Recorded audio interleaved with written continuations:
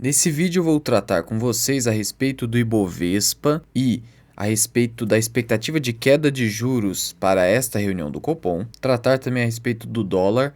Goldman Sachs ainda projeta uma queda forte no dólar, tratar aqui a respeito do Bitcoin e a sua disparada, tratar aqui também a respeito de uma suspensão de resgates por um fundo, tratar aqui a respeito de IRB e também tratar aqui a respeito de Petrobras. Então vem comigo. Salve, salve, investidores! Como é que vocês estão? Sempre lembrando que antes de continuar, você clica no botão aqui embaixo de inscrever-se para ajudar esse canal. E o Ibovespa hoje sobe ali nos 120 mil pontos. Nesse exato momento, a alta do Ibovespa está em 0,23%, um baixo volume. Por quê? Porque o mercado está aguardando a decisão do Copom, que é o Comitê de Política Monetária do Banco Central, que é responsável por definir a taxa Selic, que é a taxa básica de juros da nossa economia. Nesse momento, S&P cai, mas o Ibovespa Futuro está subindo, inclusive está acima agora de 122 mil pontos. Então, a projeção do mercado, e isso você consegue ver pelo termômetro do mercado futuro, é de que os juros venham a cair.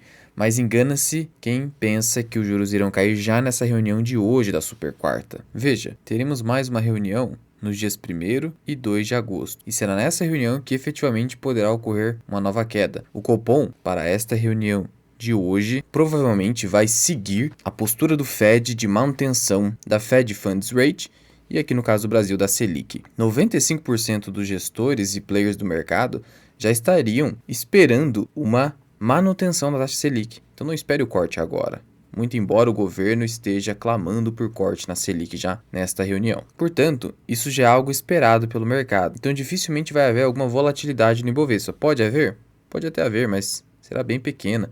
2%, 3%. Ainda assim, você que queria uma oportunidade para aportar mais, pode acabar acontecendo, mas dificilmente. Só vai haver uma grande volatilidade se o Copom acabar frustrando a expectativa de mercado para o mês de agosto, que é justamente ali o momento em que o mercado espera de fato cortes na Selic. Inclusive, o Santander espera uma Selic para o final desse ano a 12,5%. Acho bem improvável, mas é a projeção do Santander. E nesse cenário, o Ibovespa vem testar uma região que é aqui um topo de março de 2022. Então, é um topo difícil de ser rompido, mas provavelmente será rompido, já foi rompido pelo mercado futuro. Mas o grande topo, a grande resistência do nosso mercado nesse ciclo de baixa do Ibovespa, que já dura 3 anos, de 2020 até então, é justamente a região de 130 mil pontos, que é uma região bastante difícil de ser rompida, porque ali o capital estrangeiro tem como ponto de venda do Ibovespa. O estrangeiro, ele vende bolsa brasileira a 130 mil pontos, exceto se de fato os dados da economia brasileira melhorarem bastante e continuarem consistentes com inflação controlada, e aí poderemos sim ter novamente um ciclo de alta de Ibovespa. Então esse seria um grande sinal, o rompimento consistente dos 130 mil pontos por pelo menos 6 meses. Isso daria um sinal. Curva de juros em declínio,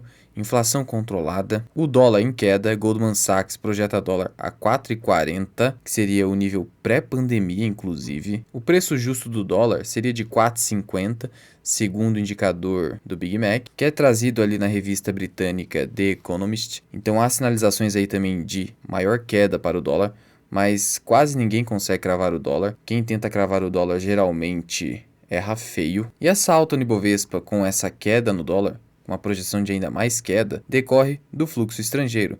Veja que em junho houve uma entrada muito forte de capital estrangeiro, conforme você percebe aqui nesse gráfico do fluxo de capital estrangeiro na B3. Enquanto em meses anteriores desse ano a gente teve aqui saídas muito fortes de capital estrangeiro, nesse mês as entradas foram muito altas. Então, por exemplo, no dia 9 de junho tivemos quase 2 bilhões entrando, dia 12, 1,6 bi, dia 13, 1,6 bi. Agora, deu uma arrefecida, até por isso que o Ibovespa não está mais disparando tão forte. Na verdade, começou a haver uma saída pequena de recurso estrangeiro. Isso para o dia 19, mas uma saída bem pequena. Pessoa física acaba saindo mais, tem mais volatilidade. E aí você percebe como a performance do Ibovespa é muito dependente do capital estrangeiro, que é um capital bastante especulativo. Por quê? Porque o investidor estrangeiro ele vai olhar para os dados econômicos do país, PIB crescendo, inflação controlada, dólar em queda e principalmente corte na taxa de juros, porque se os juros continuarem elevados, o estrangeiro acaba colocando seu dinheiro em títulos públicos federais. Luan, considerando então esse cenário em que o dólar pode acabar caindo, seria melhor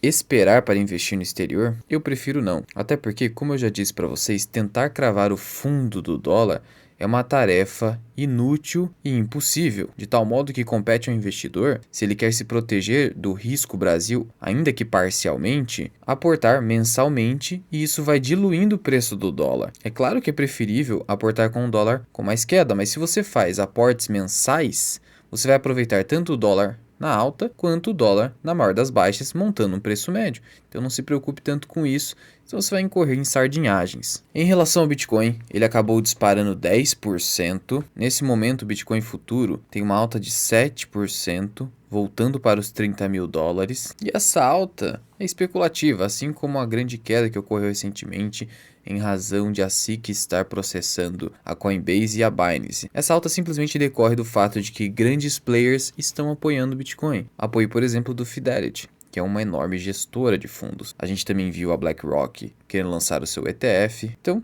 meramente especulativo, não mudou nada nos fundamentos do Bitcoin. E o indicador que eu gosto de utilizar para verificar o humor do mercado em relação ao Bitcoin é o indicador de medo e ganância. Veja que atualmente, com esta alta, o mercado está muito animado, está ganancioso com o Bitcoin. E aqui é um momento em que você já começa a reduzir aportes. Quando a gente passa da região neutra, a gente reduz nossos aportes em pelo menos 20, 30%. E aí, quando a gente chega aqui nesse extremo momento de ganância, como ocorreu com o Bitcoin no passado, a 60 mil dólares, é um momento em que você reduz em 80% seus aportes. Da mesma forma como você faz com o indicador preço-lucro de Bovespa, em que você vai reduzindo após esse indicador superar a medida de 10 vezes lucro, com o indicador de medo e ganância, você também faz isso com o Bitcoin. E assim você vai aportando de forma inteligente, sem querer cravar o melhor preço de todos, mas também não pagando muito caro com grandes aportes que você poderia destinar para outros recursos que acabam sendo mais interessantes naquele momento. Por exemplo, se a bolsa está muito cara, vale mais a pena, e quando eu digo muito cara, é acima de 20 vezes lucro Ibovespa, como aconteceu em 2020 e 2019, você aporta 80% renda fixa, mesmo que renda pouco, é para formar caixa, aguardando uma correção de mercado que você não sabe quando vai acontecer, e os outros 20% você vai aportando ali bem devagar, afinal de contas, praticamente tudo estava caro em 2019, por exemplo. Prosseguindo aqui, a Empírica, que é uma gestora de recursos, principalmente de renda fixa, acabou suspendendo saques. E o BTG Pactual, que é o administrador do produto de investimento, acabou informando isso ao mercado para os cotistas, suspendendo-se os saques, você não pode mais resgatar. E aqui é apenas uma lição para vocês, investidores. Os fundos, no geral, eles não são um bom produto de investimento para você, porque afinal de contas, você fica preso em alguns momentos, impossibilitando de você movimentar os seus próprios recursos. É por isso que o Barsi alerta. No geral, os fundos são cilada. Você precisa ter uma capacidade de seleção excepcional para escolher bons fundos efetivamente. Então, cuidado com fundos no geral. É preferível investir em títulos de renda fixa em que você possa resgatar os seus recursos quando precisar, sem a possibilidade de haver ali uma suspensão de saques, como ocorreu aqui com o fundo Empírica. Prosseguindo aqui em relação ao IRB, o Santander elevou o preço-alvo da ação para R$ 43,00, saindo de 24 para 43. Nesse momento as ações já estão a 38. Apesar do Santander alertar para o efeito El Niño, eu fiz até um vídeo aqui no canal que eu vou deixar aqui no card, ainda acabou elevando a recomendação de compra. Então você verifica o quê? Que o El Niño, na visão do Santander, não vai afetar tanto o IRB. Afinal de contas, se fosse ter ali algum prejuízo nos resultados de IRB, como que você aumenta tanto o preço-alvo? Então, como eu disse, é difícil de você definir qual será o impacto efetivo nos balanços das seguradoras, porque elas podem inclusive se beneficiar desse fenômeno do El Niño, porque vai haver uma maior procura por seguradoras, e se elas souberem definir muito bem ali a precificação do risco, elas podem ganhar muito com os prêmios emitidos e ter uma menor sinistralidade além do que foi previsto. Ou seja, ter ali dentro da ponderação entre prêmio, que é justamente o valor recebido pela seguradora, e os sinistros que serão pagos, uma positividade, um saldo positivo a favor da seguradora. É por isso que você não está vendo tanta volatilidade em BB Seguridade e até no IRB, ao menos por enquanto. E segundo o Santander, essa revisão é simplesmente porque o IRB começou a dar lucro e que agora houve a incorporação dos balanços de IRB de uma melhor sinistralidade. Na verdade, a crise de confiança, que é justamente o que mais impacta o IRB, permanece. Então, por enquanto, ainda assim, é uma aposta mais especulativa na minha visão.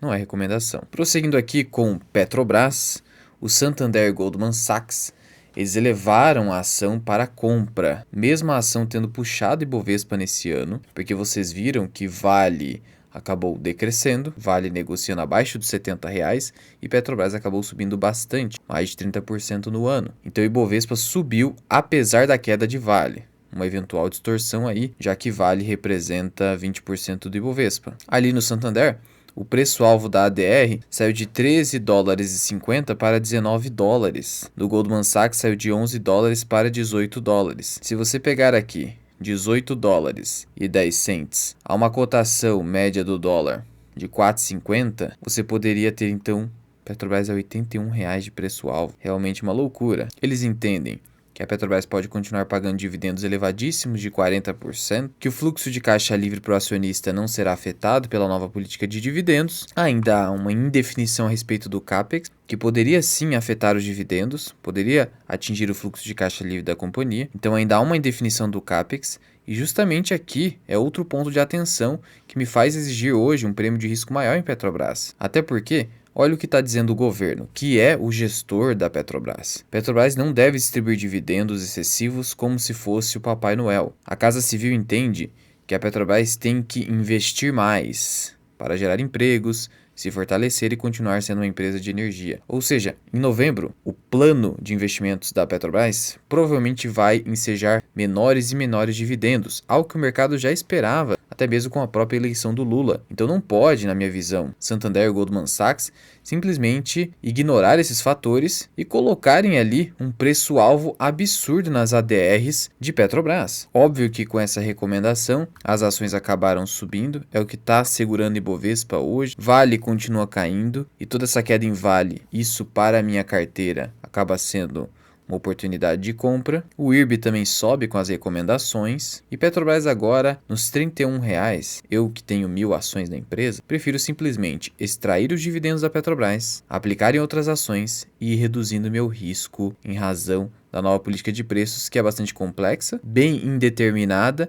Então precisamos acompanhar os próximos balanços para ter uma ideia efetiva de qual será o impacto dessa nova política nos resultados da empresa. Então é preciso que o investidor seja cauteloso. Não é para você cometer sardinice de sair vendendo sua posição que você já tem em Petrobras. Só estou dizendo que para novas compras ou para reinvestir novos dividendos, você precisa ter um pouco mais de certeza quanto aos resultados futuros de Petrobras. Algo que ainda esses bancos de investimento não conseguiram demonstrar. De tal modo que hoje meu prêmio de risco exige que a Petrobras caísse para R$ 21 para eu fazer novos aportes. Isso é a minha visão pessoal para as minhas ações. Eu já tenho 1.000 ações, então isso já é uma participação relevante para minha carteira, de tal modo que eu exijo sim esse prêmio de risco para novos aportes. E se você quiser aprender mais sobre investimentos, considere se tornar membro do canal. Você tem aulas exclusivas, lives exclusivas, o mini curso de imposto de renda para investidor. Basta clicar em Seja Membro e adicionar o nível 2 associado Mirai, podendo cancelar a qualquer momento. Você tem aulas sobre small caps, aulas sobre indicadores da análise fundamentalista, o indicador do Peter Lynch, sobre a estratégia do Earning Yield e muito mais. Ou, alternativamente, você pode contratar os meus serviços de consultor de investimentos. Sou analista CNPI 3707, posso montar a sua carteira do absoluto zero, posso analisar o seu portfólio já existente por escrito